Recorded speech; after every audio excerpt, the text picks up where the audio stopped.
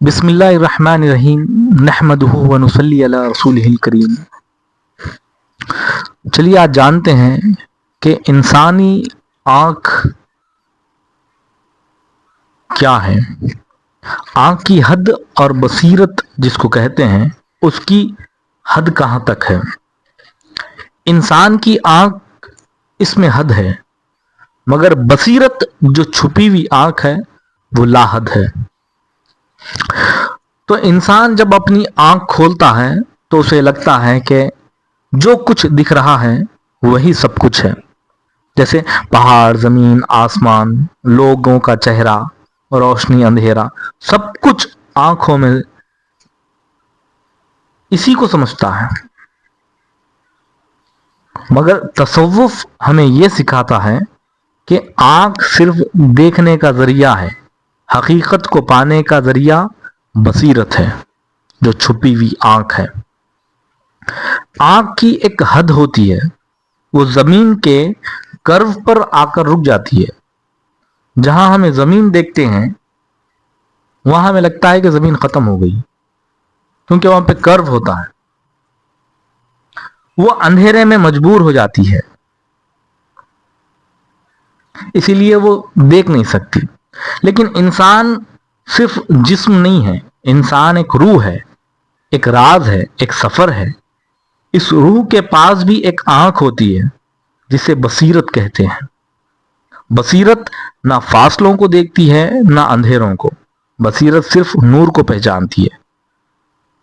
جیسے کہ اب اس جسم میں ایک آنکھ ہے تو اس جسم میں روح ہے، روح کو بھی ایک باطنی آنکھ ہے۔ یہ بزرگان دین اس کے بارے میں تفصیل سے سمجھا سکتے ہیں۔ اسی میں اولیاء کاملین فرماتے ہیں آنکھوں کا اندھا ہونا آسان ہے، مگر دل کا اندھا ہونا سب سے بڑی محرومی ہے۔ آنکھ صرف رنگ اور شکل دیکھتی ہے، بصیرت معنی اور مقصود کو دیکھتی ہے۔ آنکھ پوچھتی ہے یہاں کیا ہے، بصیرت پوچھتی ہے یہ کیوں ہے۔ بصیرت کا کام یہ ہے کہ اس پہ غور و فکر کر کر سوال کرنا۔ رات کے وقت جب انسان آسمان کی طرف دیکھتا ہے تو آنکھ ستاروں کو دیکھتی ہے اور حیران ہوتی ہے، مگر بصیرت ستاروں کو دیکھ کر رب کی قدرت کو پہچان لیتی ہے۔ آنکھ کے لیے ستارہ صرف روشنی کا گولا نہیں ہے، مگر بصیرت کے لیے وہ اللہ کی قدرت کی تسبیح ہے۔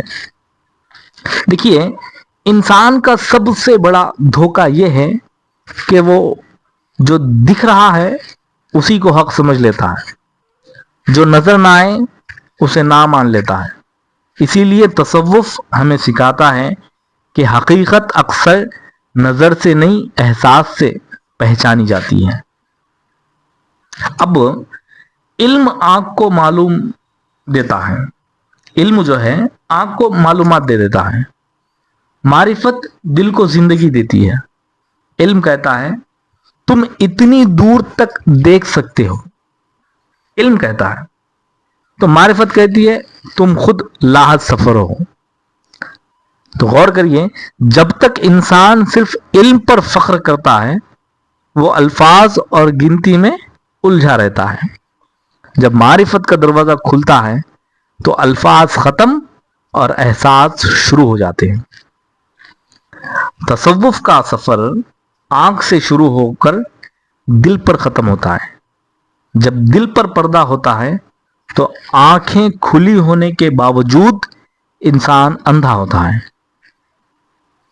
اور جب دل پر پردہ پڑا ہے تو اسے اٹھانے کا جو کام ہے یہ خود کا ہے اور خود پیر و مرشد کے حکم سے ہوتا ہے۔